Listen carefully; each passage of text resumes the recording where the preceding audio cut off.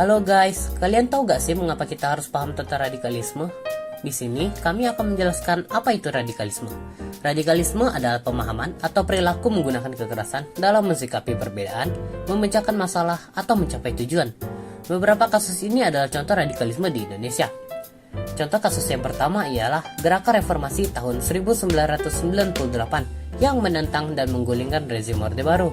Contoh kasus kedua adalah kelompok Kristen Anabaptis yang pro perdamaian serta menolak segala bentuk tindak kekerasan. Perlu diketahui juga bahwa penelitian BNPT juga memperkuat temuan lembaga penelitian lain yang menunjukkan tingginya paparan radikalisme di tingkat mahasiswa. Misalnya, penelitian Alvara Research Center pada Oktober 2017 menyebutkan 23,5% menyetujui gerakan negara Islam Irak dan Suriah. Selain itu, 23,4% menyetujui kesiapan untuk berjihad mendirikan khilafah. Penelitian ini melibatkan 1.800 responden di 25 universitas se-Indonesia. Nah, sekarang kalian paham kan betapa mengerikannya radikalisme itu? Oleh karena itu guys, penting banget nih untuk kita paham apa itu radikalisme.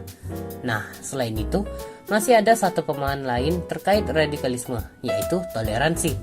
Namun, pemahaman ini bertolak belakang loh dengan radikalisme.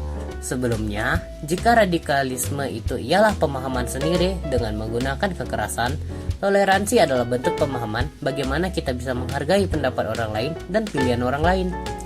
Nah, apa sih dampaknya jika manusia tidak memiliki toleransi terhadap satu sama lain?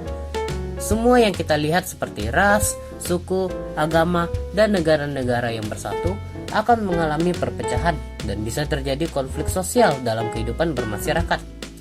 Jadi, kita bisa paham kan kenapa toleransi ini sangat penting dalam kehidupan bermasyarakat dan sehari-hari. Toleransi juga bisa mengajarkan kita tentang arti bersabar dan harus bisa menerima pendapat orang lain. Kemudian, setelah kita memahami toleransi, kami akan menjelaskan arti dari multikulturalisme. Apa itu multikulturalisme? Multikulturalisme adalah ideologi yang menghendaki adanya persatuan dari berbagai kelompok kebudayaan dengan hak dan status sosial politik yang sama dalam masyarakat modern.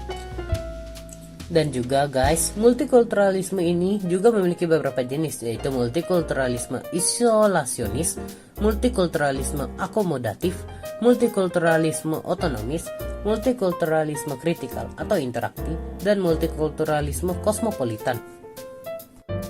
Multikulturalisme ini juga sangat dibutuhkan loh guys di negara kita dalam meningkatkan masyarakat majemuk yang secara bertahap untuk memasuki masyarakat multikultural.